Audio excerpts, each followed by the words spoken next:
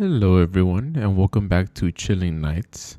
Thank you for tuning in to this week's video. This week we have a very spooky story coming from Reddit, and it was posted by McKimball0664, and it's titled "Bought My First House and Found Out It Was Haunted." So, without further ado, let's get right into it. I bought my first house in 2003. And was over the moon. Shortly after moving in, two of my neighbors began joking with me about the ghost in my house.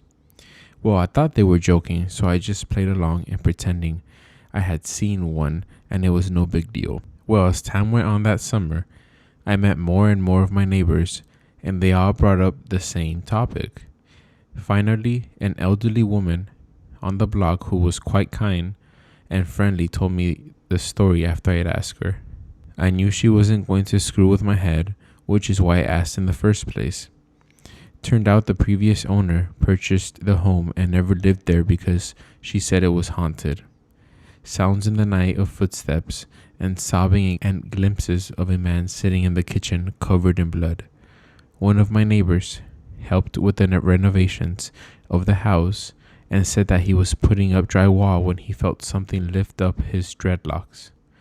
Though I've never had any paranormal experiences before, it had been years, and by then I just chalked it up to the night terrors.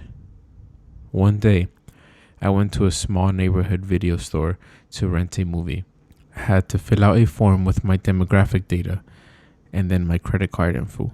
The owner of the store looked at the form and said, "Oh my God, you live in that house?"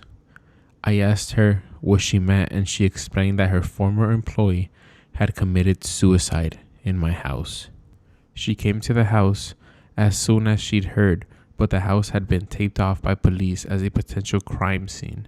She told me that she had just moved into the house with his partner and called his mom because he wanted to invite her over to meet his partner and come out to her. This was in the early 90s when being gay was a big deal. His mother already knew he was gay because he bought a house with a man and disowned him right over the phone. That same week, he received a letter from an HIV testing center stating he had tested positive for HIV. This is when HIV was a death sentence. He then sat at the kitchen table, ate a bowl of cereal, and shot himself in the head with a revolver.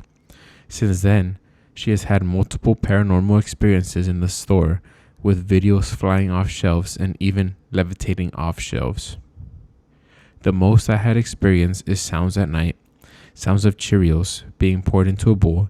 I donate cereal, and the sounds of sobbing in the kitchen. I often awake to both. I remember my grandmother saying, "When the dead come to you, they want something. Perform an act of charity in their name and pray for them." So I did. I sat down at the kitchen table one night and lit a candle and told him that each night I would recite a novena prayer for him before a lit candle. On the 9th night of the first novena to Saint Anthony, patron saint of lost souls, I heard uncontrollable sobbing.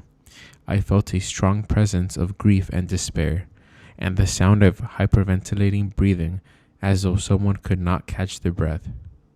I sat in the presence of this knowing it was not malignant, but rather a connection of intimacy and compassion of which he was in need. For 45 days I sat a novena prayer before a lit candle for his soul, and had a mass said in his name.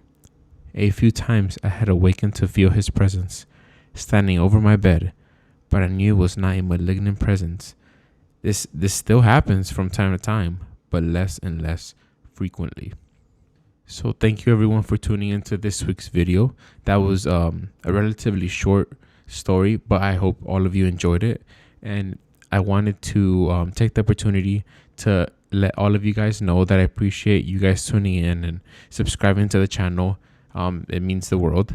And I also wanted to let you guys know that if you want to send in your story or a story that you want me to narrate, please just send it down to the Gmail I linked in my description. And thank you very much, guys. Until next week.